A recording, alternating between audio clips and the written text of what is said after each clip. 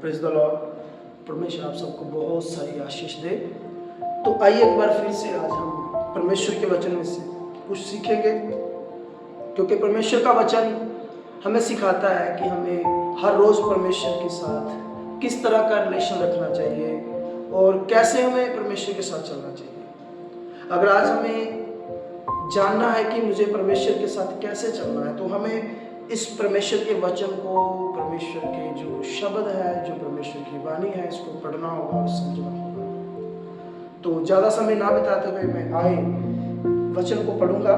फिलिप्पियों 4 अध्याय उसकी 8 ऐसे में पढ़ूंगा। आप सब ने बड़े ध्यान से सुनना है। इसलिए है मेरे भाइयों, जो जो बातें सत्य हैं, जो जो बातें आदरणीय हैं, जो जो बातें उचित हैं, जो जो बातें पवित्र हैं, जो जो बातें सुहावनी हैं, जो जो बातें मनभावनी हैं, जो भी सद्गुण हैं और प्रशंसा की बातें हैं, उन पर ध्यान किया करो। जो बातें तुमने मुझसे सीखी और ग्रहण की है और सुनी और मुझ में देखी है, उन्हीं का पालन किया करो। तब परमेश्वर जो शांति का सोता है तुम्हारे साथ रहेगा। हालेलुया। परमेश्वर के प्यारे लोगों, यहाँ पर संत पौलुस, प्रभु का दास, प्रभु का प्रेरित, जिसको परमेश्वर ने अपने काम के लिए चुना है, वो आत्मा से भरकर इस वचन को फिलिप्पस की कलीसिया को लिख रहा है और बोल रहा है कि परमेश्वर के प्यारे लोगों, तुम लोगों को कैसी बातों के ऊपर ध्यान देना चाहिए, तुम लोगों को कैसी बातें बोलनी चाहिए, कैसी बातों को सोचना चाहिए, कैसी बातों को दूसरों को बताना चाहिए। परमेश्वर के प्यारे लोगों, यहाँ पर संत पौलुस, प्रभु का दास, कलीसिया को लिख रहा है, फिलिप्पस की कलीसिया को, जो बातें सत्य हैं, जो बातें आदरणीय हैं, जो बातें उचित हैं और जो बातें पवित्र हैं, हमें वो बातें करनी है, सुननी है, जो जिन बातों से हमारी आत्मिक उन्नति हो, जिन बातों से हमारा विश्वास मजबूत हो, जिन बातों से हम परमेश्वर के नजदीक जा सकें। हमें ऐसी बातें करनी है जिन बातों के द्वारा कमजोर नया बल प्राप्त करें। अगर कोई कमजोरी में है, अगर कोई परेशानी में है, तो हमें उनसे ऐसी जाके बातें करनी चाहिए। हमें परमेश्वर के वचन में से लेकर हमें और बहुत सारी बातें ऐसी उसके सामने रखनी चाहिए जिसके साथ उस भाई को या उस परिवार को शांति मिल सके। परमेश्वर के प्यारे लोगों, यहाँ पर संत पौलुस लिख रहा है कि तुम ऐसी बातें करो जिन बातों में पवित्रता हो, जो आदर वाली बातें हैं, जो सत्य बातें हैं, जो उचित बातें हैं, जो सुहावनी बातें हैं। परमेश्वर के प्यारे लोगों, हमारी बातें ये बता देती हैं कि हम कैसे इंसान हैं। हमारी बातें, जो हम बातें करते हैं, वो बता देती है कि हमारे अंदर परमेश्वर का आत्मा है या नहीं है। हमारी बातें हमें बता देती है कि हमारा विश्वास परमेश्वर के ऊपर है या नहीं है। क्योंकि प्रभु के प्यारे लोगों, अगर हमारी बातों में परमेश्वर का वचन है, हमारी बातों में आदर है, हमारी बातों में पवित्रता है, हमारी बातों में किसी को शांति मिल रही है, तो समझ लो हमारे अंदर परमेश्वर का आत्मा है। क्योंकि वचन लिखा है, जब बुद्धिमान बोलते हैं तो बहुत सारे लोगों को शांति मिलती है, और जब मूर्ख बोलता है तो बहुत सारे लोगों के दिल दुखते हैं।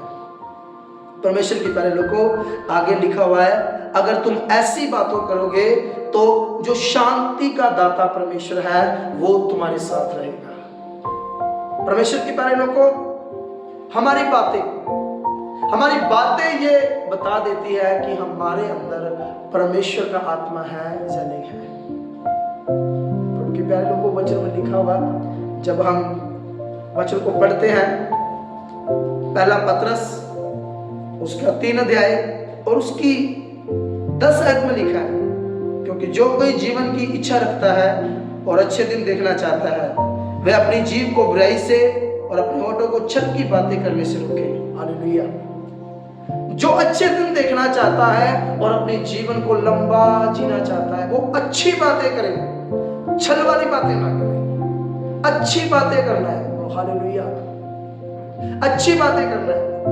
वचन में लिखा हुआ है, क्योंकि जो कोई जीवन की इच्छा रखता है और अच्छे दिन देखना चाहता है, जो जीने की इच्छा रखता है, अच्छे दिन देखना चाहता है, वो अपनी जीभ को बुराई से, अपने होठों को छल की बातें करने से रोके। छल और कपट करने की बातें उसकी जुबान से ना निकले।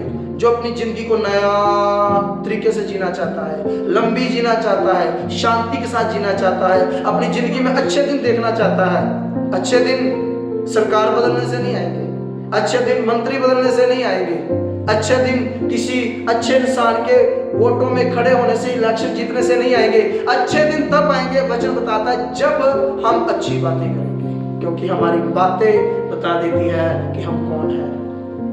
परमेश्वर के प्यारे लोगों, संत पौलुस कलीसिया को ये बात बड़ी अच्छे से समझा रहा है। उन बातों के ऊपर ध्यान दो जो आदर वाली है, जो पवित्र बातें हैं, जिन बातों से दूसरों को तसल्ली मिलती है। क्योंकि जो हम बोलते हैं, जो बातें करते हैं, वो बातें हमारा परमेश्वर सुनता है। जो हम बोलते हैं, जो हम अपनी जुबान से निकालते हैं, वो सारी बातें परमेश्वर सुनता है। एक बार प्रभु यीशु मसीह के पास कुछ फकीर फरीसी और यहूदी आए और वो यीशु मसीह को बोलने लगे, यीशु तेरे जो चेले हैं वो बिना हाथ धोए खाना खाते हैं। और यीशु ने उससे कहा, तुम कटोरे को, तुम छन्ने को बाहर से तो बहुत मांजते हो, लेकिन अंदर से नहीं मांजते।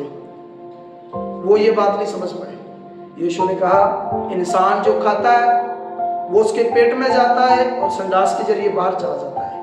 वो उसको आप पवित्र नहीं करता, वो उसको दोषी नहीं ठहराता, वो उसको गंदा नहीं करता। इसका मतलब ये नहीं कि हम बिना हाथ धोए खाना खाएं। लेकिन यीशु मसीह ने उन यहूदियों की रीत को देखकर बोला, तुम लोग हाथ धोकर खाना खाते हो, पता नहीं कितनी बार हाथ साफ करते हो, दिन में कितनी बार नहाते हो, दिन में कितनी बार तुम बैप्टिज्म कर लेते हो। इन सब बातों से ये प्रूफ नहीं होता कि तुम पवित्र हो। इन सब बातों से ये प्रूफ नहीं होता कि तुमसे परमेश्वर खुश है। परमेश्वर तुमसे खुश है ये कैसे पता होगा? जब हम कुछ भी खाते हैं वो संडास के जरिए बाहर आ जाता है, लेकिन जो हमारे मुंह से निकलता है, जो हमारी जुबान से निकलता है, उन बातों से पता चलता है कि इसकी जिंदगी में परमेश्वर है या नहीं है, इसकी बातों में पवित्रता है या नहीं है। क्योंकि हमारी बातें बता देती है हमारी जिंदगी कैसी है, हमारा बोलचाल बता देता है हमारी लाइफ कैसी है। हमारी बातों से एक बात क्लियर हो जाती है कि हमारी लाइफ कैसी है। परमेश्वर के प्यारे लोगों, जब हम वचन को पढ़ते हैं, नीति वचन 18 अध्याय और उसके 21 वचन में लिखा हुआ, जीव के वश में मृत्यु और जीवन दोनों होते हैं, और जो उसे काम में लाना जानता है वह उसका फल भोगेगा।